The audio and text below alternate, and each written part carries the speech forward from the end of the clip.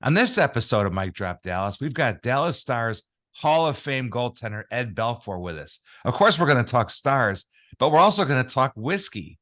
Also joining us from the Ticket, Dallas-Fort Worth radio legend Mark Elfenbein to talk Rangers World Series, Cowboys, Mavericks, all of that and much more here on Season 4, Episode 5. So let's drop the mic and let's go.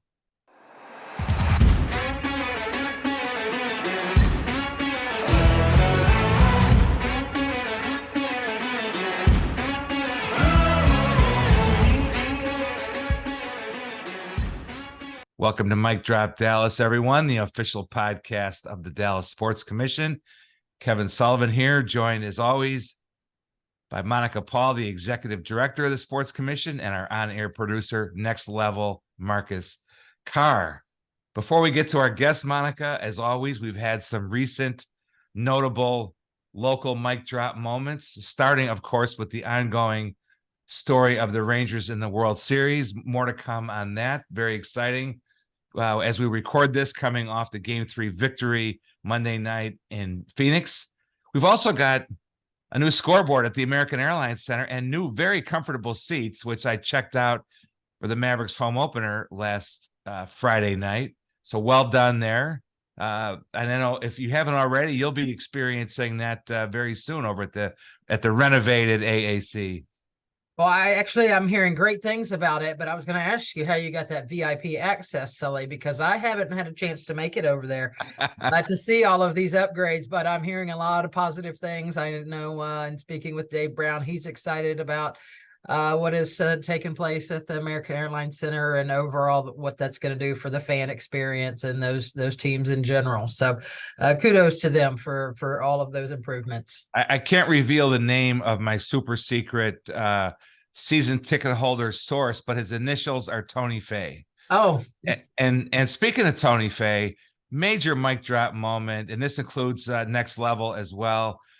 Tony Fay PR last week in New York being honored as the best small PR agency in the country by PR News. This is a big damn deal.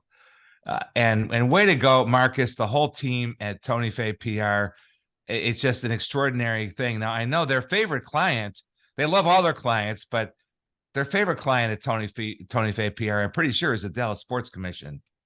Well, I have to tell you, Sully, that I don't think we would be near as successful here at the Sports Commission without our partners at Tony Fay PR. It's really, I think we're probably on year 5 or 6 in our partnership here. And it's just amazing at how they've elevated the Sports Commission and been able to bring really great value to a lot of our events. Some that aren't, it's not as easy to maybe get the coverage and the awareness here locally through the media and other avenues, but have really shown light on a lot of our events. So, I have to give credit we are named the #1 sports business city, but, I think some of that lands on the Tony Fay PR team's shoulders as well. So, and I think just recently, Angela accepted an award for the work and accolades for the media and PR work on our NCAA Women's Final Four earlier this year, which we already knew broke records. So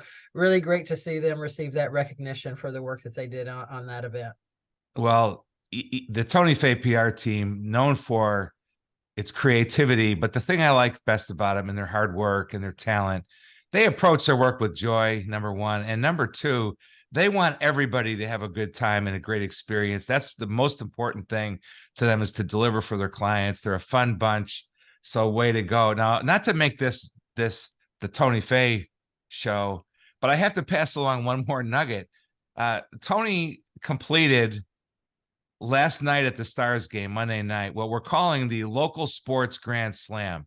Friday night Mavericks, Saturday night Rangers game 2, Sunday Cowboys Rams, and Monday Stars Blue Jackets. Now he went 3-1, but think about this for a minute.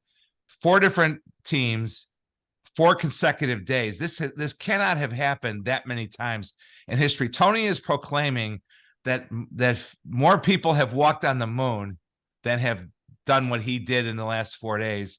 That number would be 12. So I don't know if if 12 people did it or not, but way to go, Tony. And again, it's that love of the adventure and a great sports experience. And so way to go. So you mentioned, oh, by the way, Monica, you won an award recently, for leadership.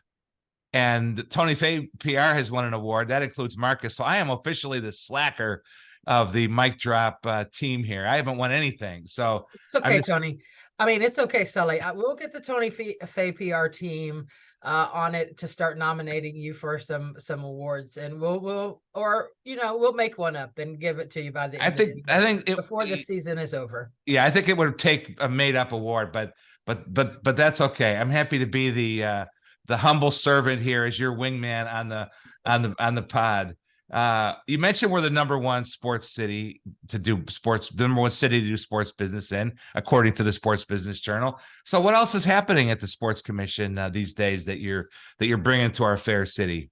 Well, we've got the USA Pickleball National Championships coming up next week. I can't tell you how much excitement and energy is here in the air. The number of requests for tickets, big celebrities coming out Tuesday. Out to Brookhaven Country Club to take part in that and the media event that'll be out there to really kick off those championships. But should pretty exciting. And I think it's no secret that we're very successful this year. Learn maybe a few things, but something that we want to secure for multi-years following up. So I know that the City of Farmers Branch has been working very hard as well as Brookhaven Country Club and other stakeholders here locally to make sure this is going to be a successful event. We'll also have the World Food Championships taking place out at Fair Park again. And then last week we finished up with a 3-4 day site visit and meetings with FIFA. They are on a tour of going to every one of the host cities just to provide some updates. It was a lot of information sharing.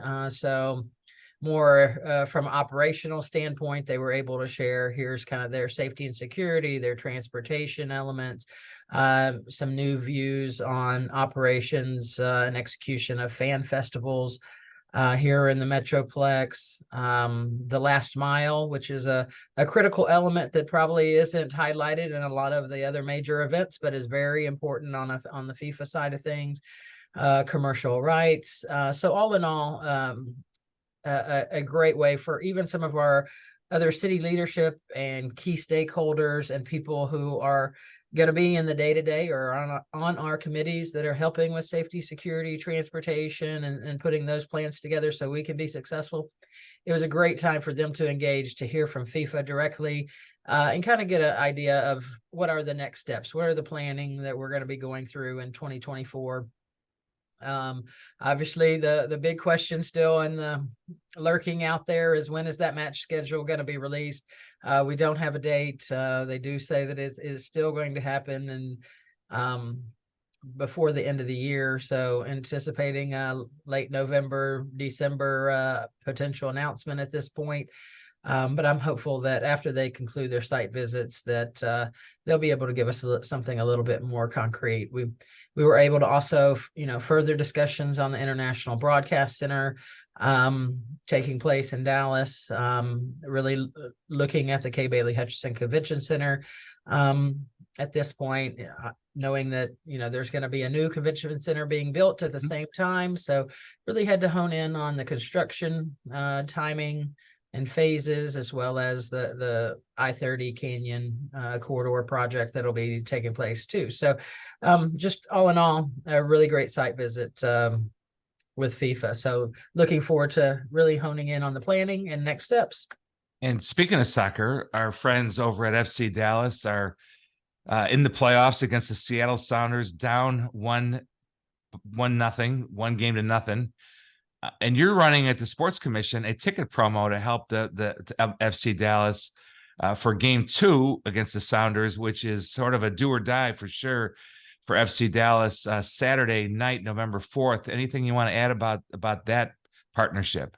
Well, I think it's important to really cheer on our FC Dallas team and get as many people out there to show that support. We need a win here. So great opportunity that FC Dallas provided us to be able to, share with our network to get those tickets out there.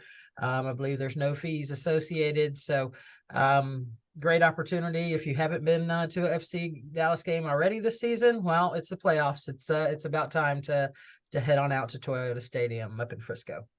As always, tons happening, and we'll be back in a moment to talk about all of it with Mark Elfenbein from The Ticket. But first, over to Rachel. Get ready, sports fans. This fall is stacked with events right here in the Big D. From food sport to football, the #1 sports business city has something for everyone. Head to dallassports.org to sign up for access to exclusive ticket announcements, discounts, and pre-sales to be part of the next big win. Thanks, Rachel. We are really happy to welcome back to the mic drop Mark Elfenbein. You know him from Sunday mornings on The Ticket.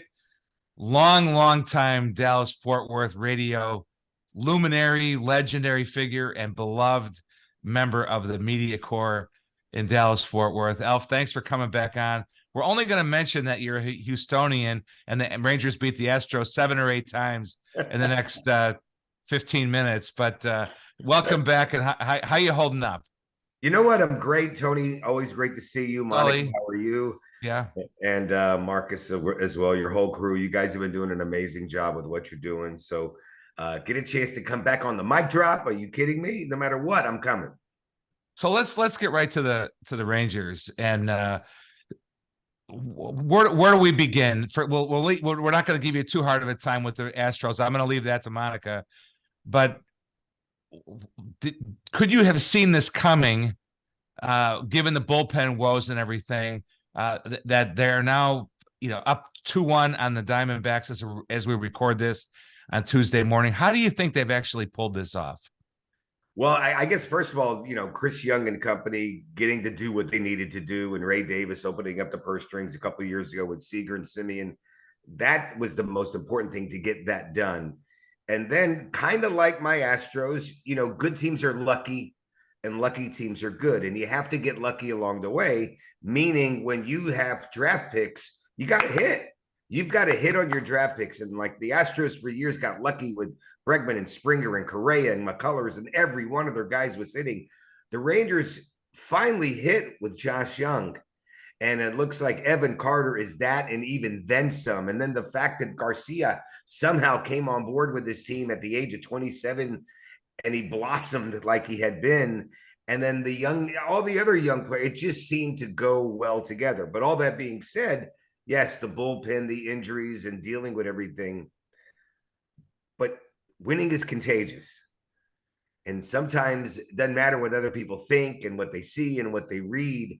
If you start believing it, it'll happen. And I remember even the last weekend, when the Astros had come into town and kind of took care of business, and the Rangers gave up the West on the last day and somehow had to go the route of the wild card. Everybody's like, oh my God, they got to go to Tampa, and then they got to go to Baltimore. They got no shot. But 4 weeks later, look where they are. And they're playing great baseball. The pitching has stepped up. The bats are off the charts. It's unbelievable, their batting order.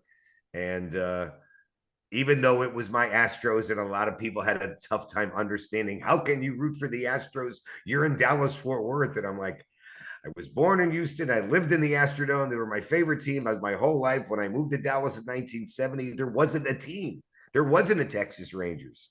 We would go to Turnpike Stadium and watch minor league baseball. And then when they came finally to DFW, my father got excited. Well, we got our Astros in the National League. The Rangers are in the American League. We can root for both teams. This is so much fun. And we did. But when they shoved us into the AL West, Tony, and I had to make a choice, that wasn't that difficult. But I'm actually thrilled for the Rangers. I think it is the coolest thing in the world. And I think they have a really good chance to win this whole thing. And some of that, maybe a lot of that, lands with Bruce Bochy, the even keel that he's maintained throughout this roller coaster. That was another great Chris Young move to lure him out of retirement. How do you assess the importance of the skipper with this team? It's gigantic with this team. And I think coach, manager, a baseball team, whatever it might be in any sport, the coach is critically important. However, I do say this all the time: the players win the game. If you don't have the players, I don't care how good Pat Riley was or Phil Jackson was, or you can go down the line, Steve Kerr, or all these great managers and coaches. If you don't have the players, you don't win. That being said, when you have a guy like Bochy, or there's others in other sports that they just have that something about them. It's like, well, why didn't you do it when I told you to do that? Well, he says it differently. It's how he says it. For some reason, I want to perform for him better. And you can't really put a finger on it, but he's been successful wherever he's gone. And he just has, like you said, that unbelievable even keel. He's kind of the same excitement when he loses. He's kind of the same when they win, and it's just, okay, let's get some of my 7-alarm chili and go to the next game. What do you think? You've lived here a long time, as you said, Alf. What would it mean to this community for the Rangers to finally punch through and win it all? I didn't understand it until my Astros finally won it after rooting. But I think the thing that takes me back is when you saw the Cubs finally win it, when you saw the Red Sox in 2004 finally win it, you're seeing people my age, older, crying and hugging, and you're going, I get it now. Oh my God. It's like I was hugging people I didn't even know when the Astros finally, and wish my father was alive that he could have enjoyed it with me. But I think there are Ranger fans that have been waiting since 1970 that they'll have to pinch themselves if we get there. I don't want to give them a kanahara in Yiddish. That's the kiss of death. I don't want to do that. But it would be one of the coolest things ever. Well, Mark, I can definitely tell you we feel the energy. I think at one point at the end of the season, we might be shaking our heads a little bit, but it's been amazing just to see the DFW area and all these Rangers fans and just the excitement around there. But I took on a bet with my counterparts over in Houston during the ALCS, and whoever won the series, or actually whoever lost the series, had to have a Powerade, Gatorade bucket dumped on them. So I was very thankful that my counterpart in Houston had the pleasure of being doused with blue Gatorade or blue Powerade. Have you, in your years, have you ever taken on a bet like this, or something crazy like that with your counterparts? I think the only thing I did, and this actually had to do with the Rangers, if you can believe this or not, I was at one of the other stations down the dial, and the bet was, look, if the Rangers get to the postseason, I'll put on a dress on Knox Avenue. Well, let me tell you, the Rangers made the playoffs, and I had to put on a dress and go outside on the corner. And I almost got picked up a couple times, which I don't know if that's good or bad. That's the worst bet I had ever had to pay off. Oh, that's funny. Sully, I think we may have to dig back in the archives and see if we can find some photos. Yeah, there gotta be. We could make some money on that, Sully. We pay the podcast bills there. I think so.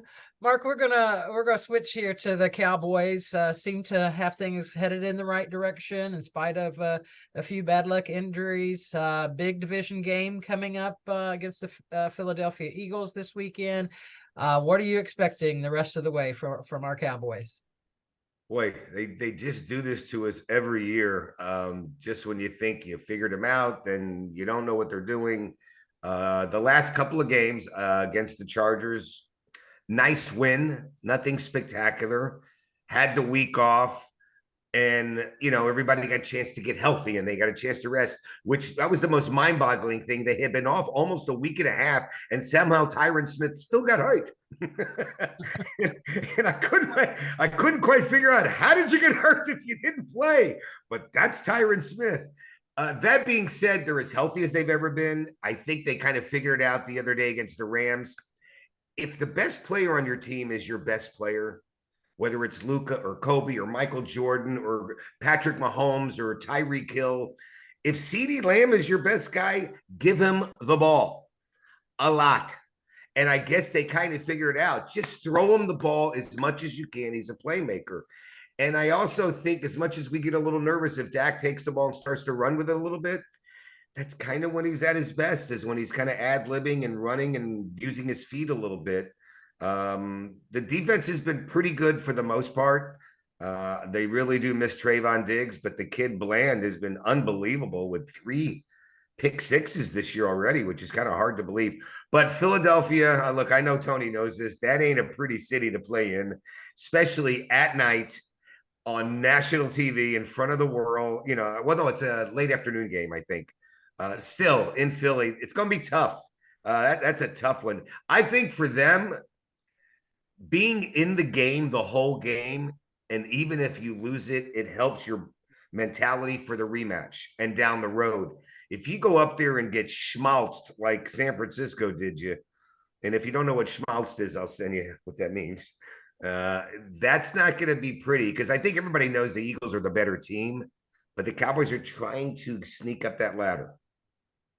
Well, a lot of excitement, but I do agree with you. They do this to us every year. I get those high hopes at the beginning of the season, and then, oh boy, here it comes. But definitely cheer for the Cowboys going through it. And another hot team off and running this season at 3-0, our Dallas Mavericks. Can they bounce back to the top of the Western Conference this year? I think this is their best start in over 20 years.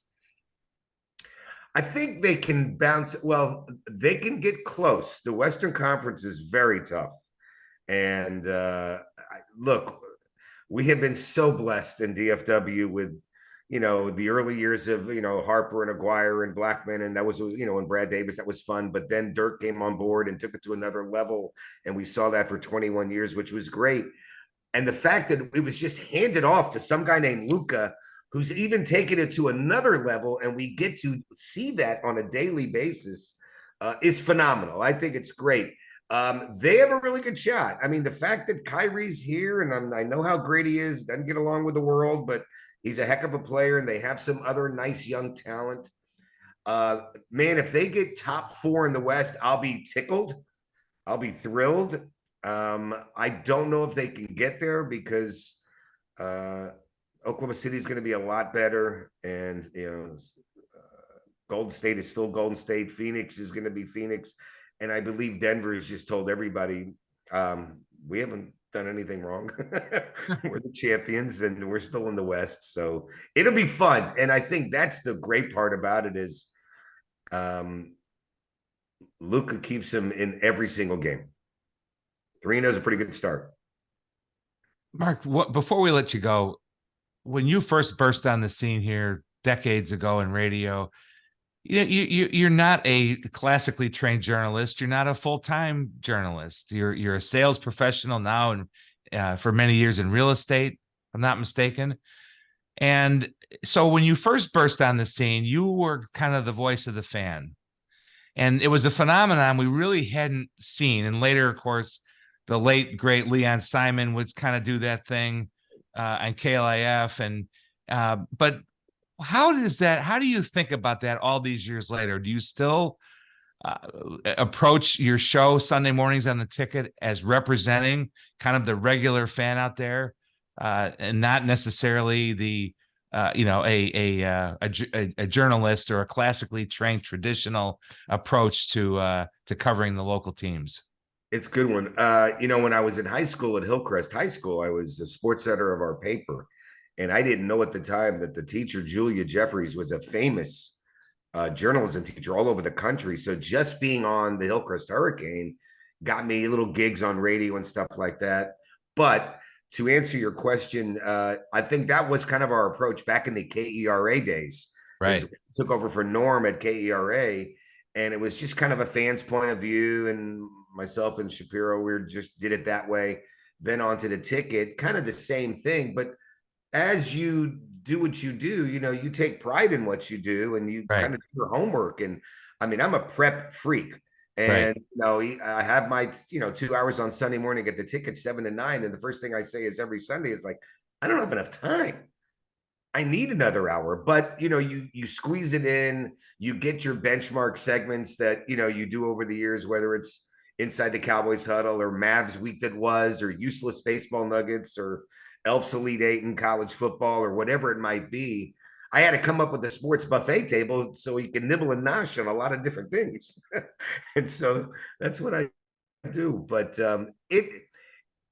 it's still fun, Kev. I mean, Tony, the thing is it's when you get to do what you love and love what you do, it's never work. And you look forward to it every single Sunday. And I hope I can do it for as long as they allow me to. Well, on behalf of ticket listeners and sports fans, I hope they do too, because it's a joy to listen to you and a joy to have you back on the mic drop. It's great to have you back and look forward to doing it again. So thanks for your time today, Elf. Anytime. Great to see you guys, and happy Halloween. Happy Halloween. And now over to Rachel with a word from one of our sponsors. Get ready, sports fans. This fall is stacked with events right here in the Big D. From food sport to football, the #1 sports business city has something for everyone. Head to dallassports.org to sign up for access to exclusive ticket announcements, discounts, and pre-sales to be part of the next big win. So, and now what an honor it is to be joined by Ed Belfour here on Mic Drop Dallas. Of course, Ed played 17 seasons in the National Hockey League, inducted into the Hockey Hall of Fame in 2011. And by the way, I was in Toronto a couple weeks ago and paid a visit to the Hockey Hall, and really, really cool. Highly recommend it for our listeners when you get to Toronto. Ed won the Calder Trophy as Rookie of the Year in '91, two-time Vezina winner as the best goalie, four-time winner of the William Jennings Trophy for best goals against average. Remembered around here for his 5 years with the Stars, especially for leading Stars to their only, for now, Stanley Cup championship in 1999. Recently inducted into the Stars Hall of Fame alongside his coach, Ken Hitchcock. Welcome, Eddie the Eagle, to the mic drop. Thanks for making some time for us, Ed. Yeah, thank you so much, Sully. Really appreciate it, and thanks for the great intro. You hear all like, "What? I really do that?" You did. You really did, and we're really honored to have you on. Well, first, congratulations on being inducted to the Stars Hall of Fame. You're already in, the Hockey Hall of Fame. What does it mean? What did it mean to you to be honored and inducted to the Stars Hall of Fame? Oh, that was an amazing weekend. The Dallas Stars, first class organization, just treated my family, right from the start when they got here with royalty, and my mom and dad just had an amazing time. It means the most to me, for the recognition and the honor. Winning a Stanley Cup here was a dream come true in '99 with the fellas, and what Bob Gainey and Doug Jarvis and Rick Wilson and Hitch, and it was just an amazing group of guys, and Doug Armstrong, assistant GM. We all worked and pulled hard together, and Bob's just amazing, mastermind behind everything, and put together just an incredible team. Mike McDonnell, Brett Hall, Zuboff, Hatcher, Keane, Lettinen. How many Hall of Famers, right? Just Yeah, amazing. exactly. And we just had a squad that just played every game like it was our last. And I had dreamed of winning the cup ever since I was 4 or 5 years old. So achieving that in Dallas, and the fans were 110% behind us. The building was just electric every night, and the fans were just amazing. And to be honored in front of the fans and have my family there was just a incredible night, and I'm so thankful and blessed. We all love Marty Turco. He does a great job with the Stars Foundation. He's been on our podcast a couple of times, told us some really great stories. He was your backup for 2 years. Do you have a favorite story about Marty? Well, there's quite a few stories about Marty. I don't know if we can share them all, but he very colorful guy, as everybody knows, and he came in with a lot of confidence. Came in with the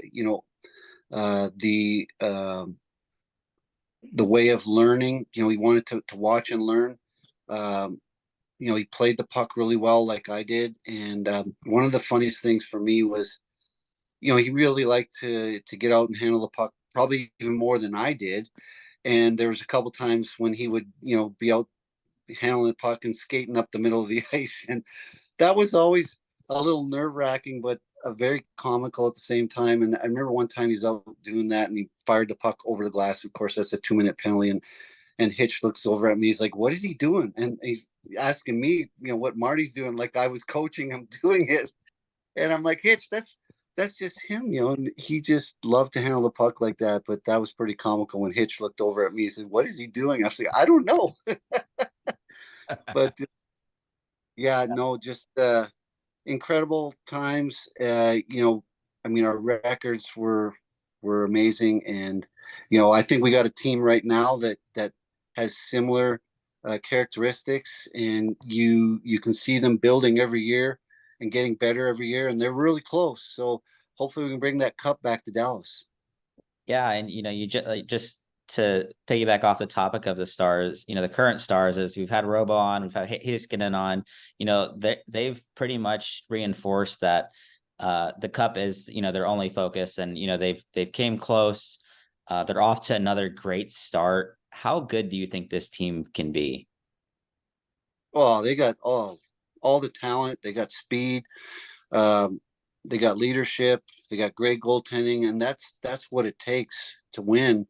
Now, if they can just stay healthy, stay on a roll, at the end of the season, that's where it's really important to stay on that high and get on the roll, the playoff roll. Going into playoffs, you feel that confidence, and everyone's healthy. They have a great chance for sure. The sticking with the Stars, you mentioned goaltending. Obviously, Jake Oettinger, really, really terrific young goaltender.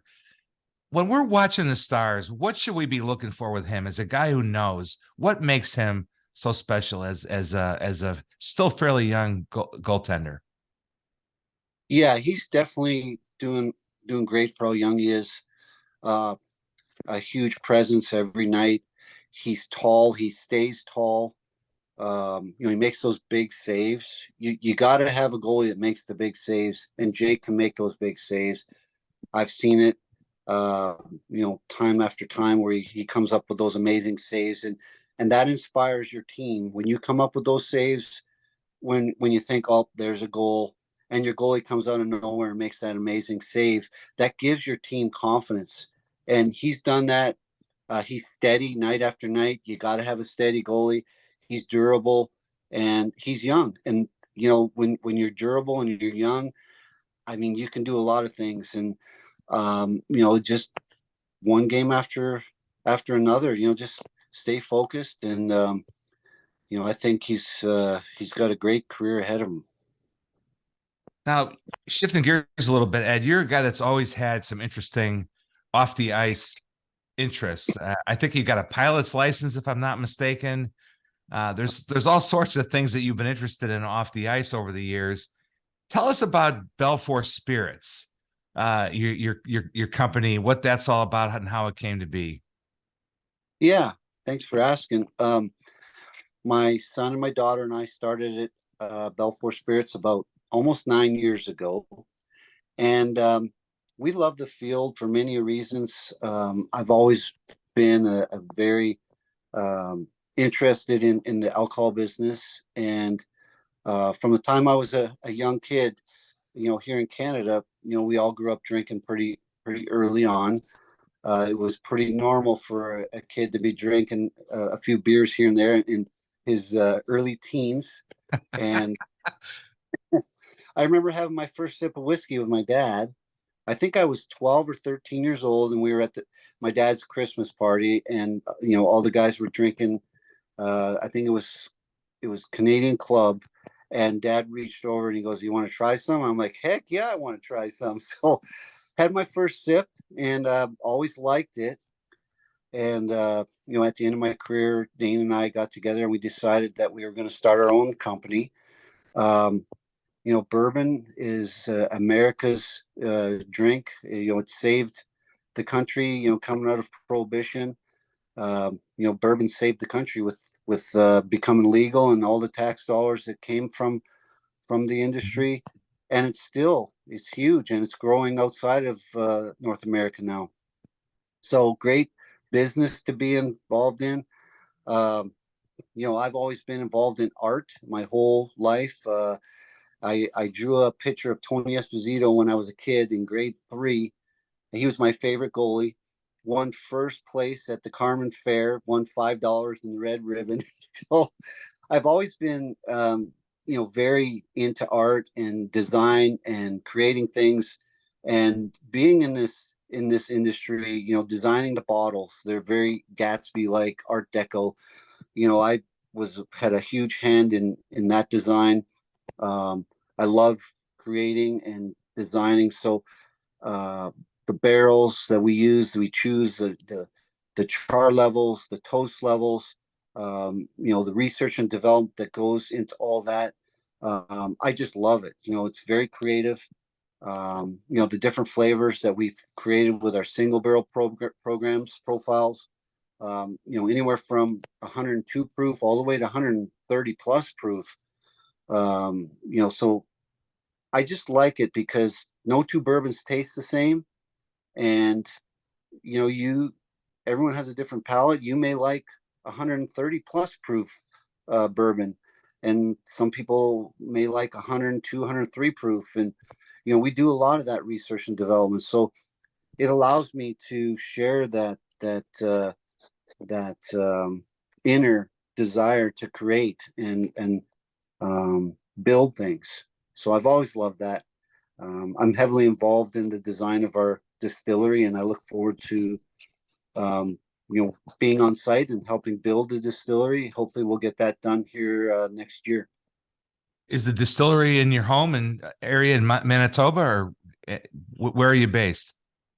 No, it's going to be somewhere in Missouri. Okay. We're not 100% sure yet, but we're looking forward to that. I've been traveling around Missouri and just love the state. So we're excited about that, and we're excited about having our grand opening for the distillery. We think that having a distillery will allow us to be even more creative with our bourbons and our rye whiskeys, taste profiles. We'll be able to entertain tourists and do tastings and tours, and be able to control a lot of the aging process. We'll be able to experiment a lot more. So Dane calls me the mad scientist quite often. Well, we'll have to let us know when it's available in Dallas, and we'll have you back on. Yeah, so we are in Specs. We're in Total Wine, Fossil Creek. We're in most of the liquor stores. We've been on the shelves for going on 4 years now, and we do a lot of liquor store bottle signings. Fans come out and meet me to get their bottles signed. I really enjoy doing that. Nice. Rob, he mentioned you have a real passion for tying charity to Belfour Spirits. Can you talk a little bit about that and how, that passion has carried on from your playing days? Yeah. So always, involved in charity work during my career, heavily involved with Make-A-Wish, always had the wishbone on my masks, and always enjoyed having the Christmas parties, the skates, and a little bite to eat with the kids. Giving back means a lot to me. We had the Eagles Nest at the games, at the reunion, where we would have the families and the kids to the games. They always enjoyed that. I've always been involved in rescuing dogs. They're very dear to my heart, and try to find good homes for them. So we always try to associate ourselves with local charities and national charities across the country. Part of what Belfour Spirits will do in the future is give back a portion of our profits to local and national charities, and we're very proud of that fact, and we look forward to having our own gala at some point. and just having a great time at those, and promoting the different charities that were involved, and it's all about helping others, and we relish in that, and we take pride in that. Well, Ed, we appreciate you coming on and talking a little bit Belfour, talking a little Belfour, Spirits, and a little Stars hockey. We appreciate you taking the time this morning. Well, thanks, Marcus, and thanks, Sully. Really appreciate you guys, and have a blessed day. You got it, Ed, and congratulations on adding another Hall of Fame to your resume with the Stars Hall of Fame induction. Pretty cool and well deserved. You bet. Thank you so much. All right. Well, thanks to Ed Belfour for joining us on behalf of Monica Paul and the Dallas Sports Commission. We appreciate Ed joining us along with Mark Elfenbein of The Ticket. Thanks to our outstanding mic drop production team, Next Level Marcus Carr and Merrick's Doc Gooden of Tony Fay PR, Alex Gilbert from the Sports Commission, our showrunner, Tony Fay. Until next time, thanks for listening, everybody.